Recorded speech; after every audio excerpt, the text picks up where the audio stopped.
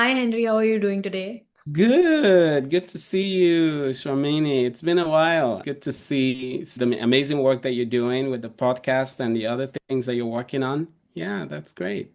Thank Yeah, you so much. I'm really glad that we could connect again today. I was a part of the Vencapital program last summer, and over the last year, I have had multiple opportunities because of that. And also, so many people reached out to me asking about the program. So I thought it would be a good idea for us to catch up and also talk about the program so people know how it is structured and what value the program offers. So let's get started. I would love to know your background and what inspired you to launch Venn Capital, and also how has the mission evolved over time? amazing. Yeah, so it's almost like 6 years now when you think about it when we started, but it still feels like yesterday. So yeah, I had no background in finance, in banking. If you asked me, the year before I started this, what venture capital was, I probably don't have any idea. So it was one of those things where you stumble into with a founder mindset. You're looking for a problem to solve.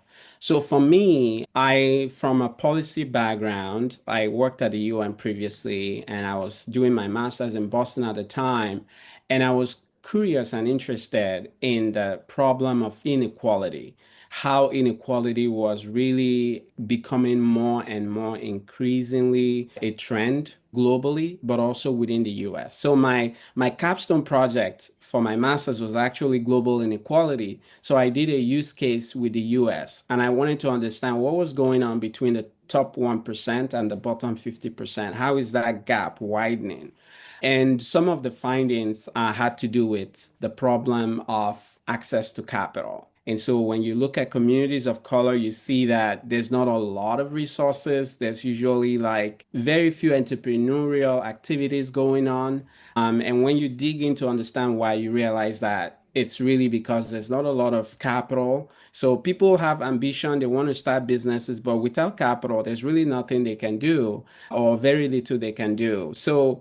And then I came across the data that kind of revealed that, about 1% of venture capital goes to founders of color. So that sort of answered the questions that I had. So it kind of confirmed everything. But ultimately, for me, it was now a question of what can I do? How can I create an intervention from a policy mindset? How can I create a solution from a social entrepreneurship mindset that can tackle this problem, but in a way that is scalable, right? And so that question led me to begin to ask, like, why? Why is it 1%? Why is it that small? And then I digged in and realized that in the venture capital ecosystem, in terms of roles, almost 0% Black people you find in GP positions. This was back in 2018. A little has changed, just a little. And then when you go to the workforce, the overall workforce in venture capital was like 3% Black, 4% Latino. And then Asians were about 11%. And then the same for women. You kind of see just one digit to second digit or two digits number.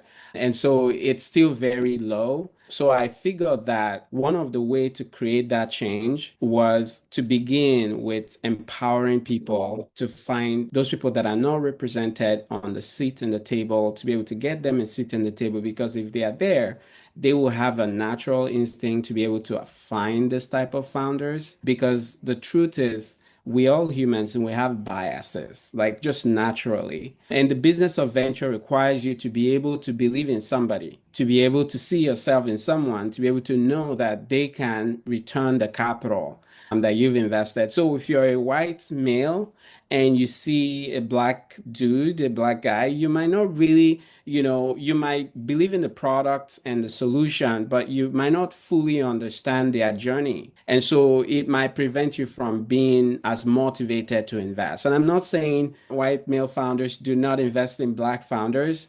There's just different school of thoughts around it. But there is a lot of data that shows that there's a natural bias in us as humans. And so my theory of change was, if we want to increase capital allocation to founders of color, we need to start to increase pathway for more investors of color to find a career in venture. Because when they are there, they will then begin to expose their white counterparts to deals that they might not see naturally. So that's really what led to Vencapital. That's how we started. It's a long story of, like every startup, you make mistakes and it's like you get excited, you go out there to sell the idea and everybody's looking at you and like, what is this? Like, we don't care about DI. So I had a lot of pushbacks earlier on in 2019 when we were launching, but I pushed on. I was like, I feel like there's a need here. And I asked a lot of questions. People want to learn about venture, but like when it comes to knowing how to get there, it's like people don't know how. So as far back as 2018, I started interviewing VCs to get to understand how they found themselves in the industry. What are some of the pathways that are common? And so we use all that information to then create a content around our fellowship. And I modeled it as a train and place because the apprenticeship nature of venture requires you to learn, but also to do. So we use that model to start out. And, long story is now history. We're here. We've done about 15 cohorts already, and we're still pushing on.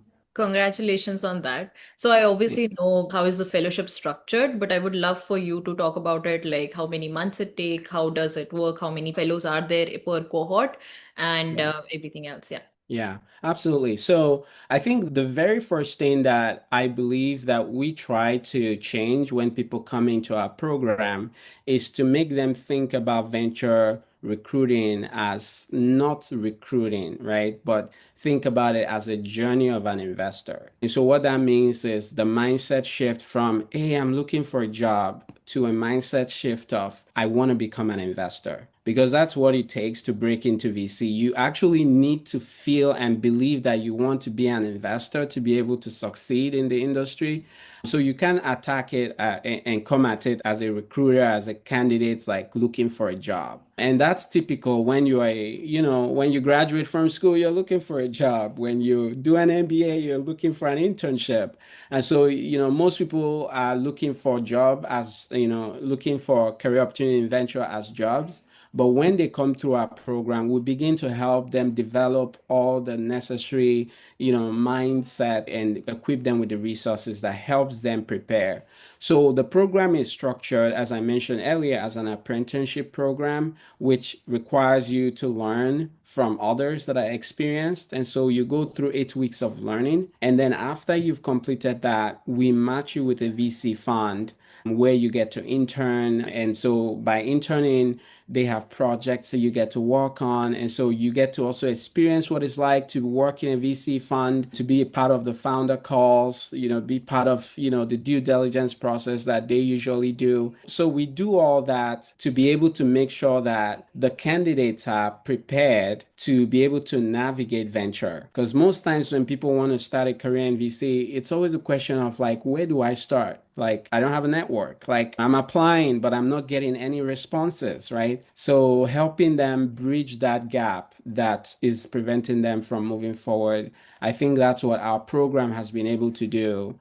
Back in 2018, I mean, sorry, 2020, when we started 2019 and then 2020, when, if you remember, Black Lives Matter movement, there was a lot of conversation around diversity. So we were able to partner with Sequoia. We placed about 4 of our fellows there.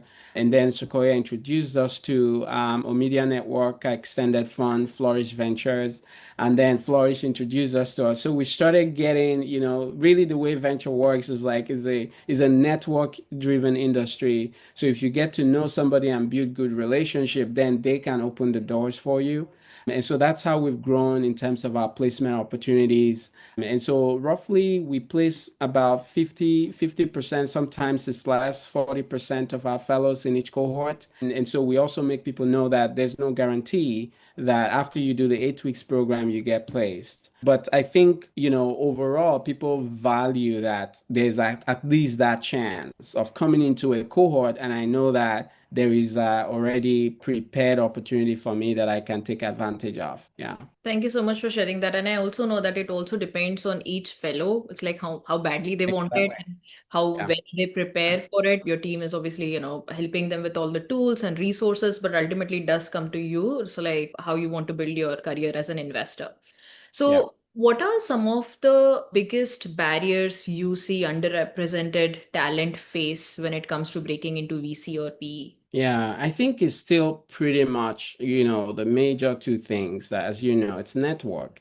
And so part of as we help people change their mindset from you're not looking for a job, but you're looking to become an investor, we also help them navigate network because part of what creates value, especially entry level, when you have to do the work of sourcing deals, is really around your network. So if a VC is recruiting, they are looking at your background, looking at your network. It's like, do you have a network of founders? How are you going to find those really good deals, right?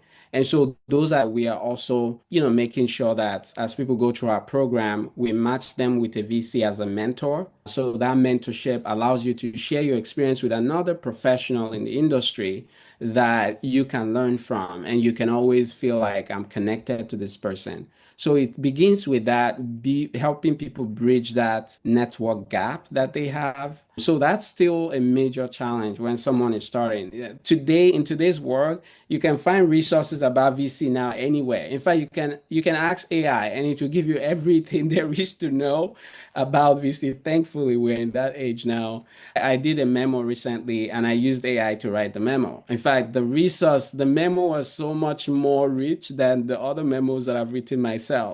So there is resource now, there's information available in terms of understanding what venture is and sort of like the content and the knowledge side of it. But the part that AI cannot do for you is network. So it's still a very personal journey of building your network. And so I think people struggle with that. And my advice is always start with like LinkedIn or X, right? Start following people, start, requesting to have coffee dates with people. And when you do those ask, you should also bring something on the table because it's not enough to say, hey, I want to brainstorm. I want to, these people are busy, they don't have time. And so that network is still part of the challenge for people. And that's also the question of value when you're recruiting is VCs want to know, do you speak the language of founders? Do founders trust you? Like, do they look up to you? Can you find us really great founders, right? And then the second is experience, like whether it is experience with seeing deals happen or experience of actually having that transactions happen, right? And I think the transaction side is becoming more and more apparent. VCs will want to know, have you actually done deals before?